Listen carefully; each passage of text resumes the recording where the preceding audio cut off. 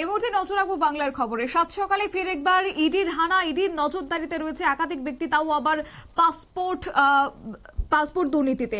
এবং জানা গেছে যে সাত সকালে ইডি হানা দিয়েছে নদিয়ার চাকদায়, বিশেষ করে পাসপোর্ট পাশাপাশি অনুপ্রবেশকারীদের তদন্তে আবারও নদিয়াতে ইডির হানা। নদিয়ার চাকদহ থানার গেটুগাছি শিবপুর গ্রামে দুলাল হালদারের বাড়িতে সকালবেলায় অর্থাৎ সকাল ঠিক 6টা নাগাদই ইডির আধিকারিকরা পৌঁছে যান তাদের বাড়িতে এবং তারপরই শুরু হয়েছে জিজ্ঞাসাবাদ। কি রয়েছে যাবো বিস্তারিত, আমাদের সঙ্গে যুক্ত হয়ে গেছে সাংবাদিক অঞ্জন শুকুল। অঞ্জনবাবু, কি জানতে পারছেন?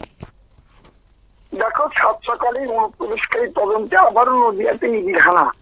নদিয়ার চাকদহ থানার ঘেটুগাছি শিবপুর এলাকায় দুলাল হালদারের বাড়িতে সকালবেলায় অর্থাৎ সকাল 6টা নাগাদ ইডি আধিকারিকরা পৌঁছান দুলাল বাবুর বাড়িতে।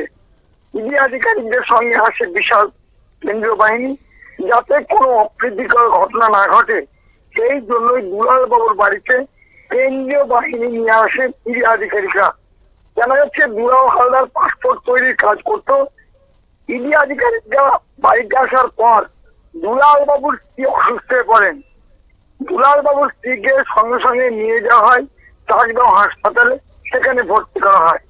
দুলাল বাবুকে দীর্ঘক্ষণ জেরা করছেন এবং বাড়িতে জোর তল্লাশি চলছে। এখনো পর্যন্ত তল্লাশি চলছে। আমরা যেটা ইডি আধিকারিকদের কাছ থেকে জানতে পেরেছি, ওই বাড়িতে বেশ কয়েকটা ফোন রয়েছে, কতগুলো কাগজ রয়েছে এবং পাশাপাশি ল্যাপটপ ও অন্যান্য জিনিস উদ্ধার হয়েছে এবং বেশিরভাগই কিন্তু বাংলাদেশিদের নাম পাওয়া গেছে। সেইগুলো দেখার চেষ্টা করছে। এখনো পর্যন্ত তল্লাশি চলছে। শেষ পর্যন্ত কতক্ষণ তল্লাশি চলবে সেটা কিন্তু এখনো বলা যাচ্ছে না। যতক্ষণ পর্যন্ত ইডি আধিকারিকরা ভেতর থেকে না বেরোচ্ছেন ততক্ষণ পর্যন্ত বলা যাচ্ছে না কতক্ষণ পর্যন্ত তদন্ত শেষ হবে।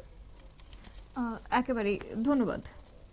আপনারা শুনলেন, অর্থাৎ সাত সকালেই ইডি হানা দিয়েছে দুলালের বাড়িতে এবং দুলাল বাবুর বাড়িতে, এবং ইডির আধিকারিকদের এখনো পর্যন্ত চলছে টানা জিজ্ঞাসাবাদ এবং তল্লাশি অভিযান। বিশাল কেন্দ্রীয় বাহিনীর সেখানে মোতায়েন রয়েছে যাতে কোনো রকমের অপ্রীতিকর ঘটনা না ঘটে, সেজন্য দুলাল বাবুর বাড়িতে কেন্দ্রীয় বাহিনী নিয়ে আসেন ইডি আধিকারিকরা। তবে এও জানা গেছে দুলাল হালদার পাসপোর্ট তৈরির কাজ করত এবং ইডি আধিকারিকরা বাড়িতে আসার পরে দুলাল বাবুর স্ত্রী অসুস্থ হয়ে পড়েছেন। যদিও এখনো পর্যন্ত জোর তল্লাশি তারা চালিয়ে যাচ্ছেন, হয়তোবা ঘন্টা খানেকের মধ্যেই বেরিয়ে আসবে সমস্ত তথ্য। নিয়ে নিচ্ছে ছোট্ট একটি বিজ্ঞাপন বিরতি, সঙ্গে থাকুন।